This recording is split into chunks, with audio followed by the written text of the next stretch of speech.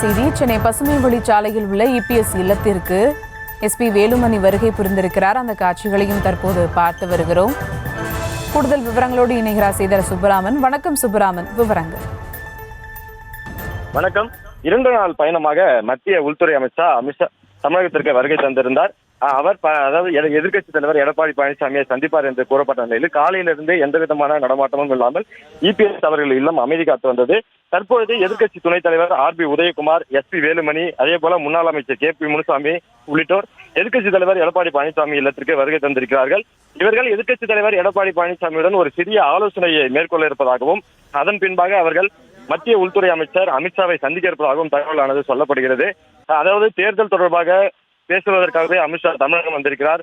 குறிப்பாக எதிர்க்கட்சி தலைவர் எடப்பாடி பழனிசாமியை அழைத்து அந்த தேர்தல் கூட்டணி தொடர்பாக பேசுவார். அதே போல தேர்தல் கூட்டணி இன்று அறிவிக்கப்படும் என்றும் அது சொல்லப்பட்டது. ஆனால் காலையிலிருந்து அது தாமதமாகி மதியம் சந்திப்பதாக இருந்தது. அதே போல மாலை என்று மாறி மாறி தற்பொழுது எதிர்க்கட்சி தலைவர் எடப்பாடி பழனிசாமி இல்லத்தில் முன்னாள் அமைச்சர்கள் தலைமையிலான இந்த குழு தற்போது ஆலோசனை மேற்கொண்டிருக்கிறது. இந்த ஆலோசனைக்கு பிறகு அவர்கள் நேரடியாக மத்திய உள்துறை அமைச்சர் அமித்ஷாவை சந்திக்க இருப்பதாக தகவலானது சொல்லப்படுகிறது.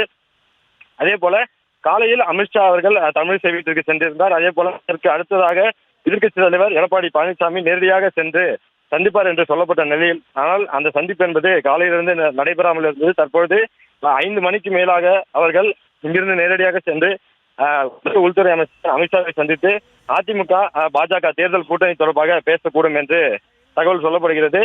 அதே போல காலையிலிருந்து அந்த பாஜக நிர்வாகிகளை சந்தித்து வரும் அமித்ஷாவும் அதிமுகவினுடைய எதிர்க்கட்சி தலைவர் எடப்பாடி பழனிசாமியை சந்திப்பதற்காகவே இங்கு காத்திருக்கிறார். அதே போல இவரும் அமித்ஷாவை சந்திப்பதற்கு தற்பொழுது தயாராகி வருகிறார். இந்த ஆலோசனை கூட்டம் என்பது தற்போது நடைபெற்று வருகிறது. இந்த ஆலோசனை கூட்டம் முடிந்த பின்பாக நிர்வாகிகளுடன் சென்று அமித்ஷாவை சந்திப்பதாக தகவலானது கிடைக்கப்பெற்றிருக்கிறது.